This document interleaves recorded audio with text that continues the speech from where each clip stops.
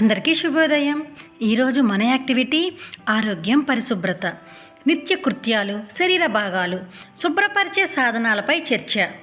ఆధార్శీల page number 50-51లో ఉంటుంది.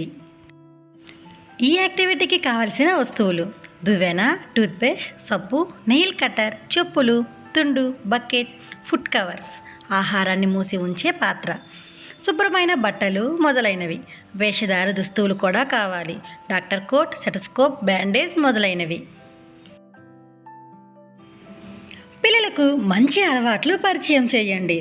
Toothpaste, సబ్బు, గోళ్ళ కత్తెర, దువ్వెన, చెప్పులు, టవల్, బకెట్, ఆహారాన్ని మూసి ఉంచే పాత్రలు, శుభ్రమైన బట్టలు వంటి వస్తువుల ఫ్లాష్ కార్డ్ను ఉపయోగించి వాటి పేర్లు పిల్లలతో పలికించండి.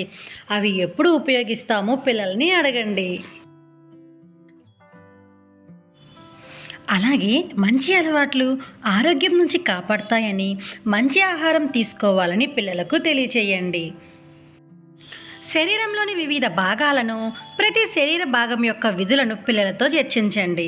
అదేవిధంగా ఆధార్శీల బుక్ పేజీ నెంబర్ 50 నుండి 53 వరకు ఉన్న సూచనలు అనుసరిస్తూ పిల్లలతో ఈ యాక్టివిటీని చేపించండి.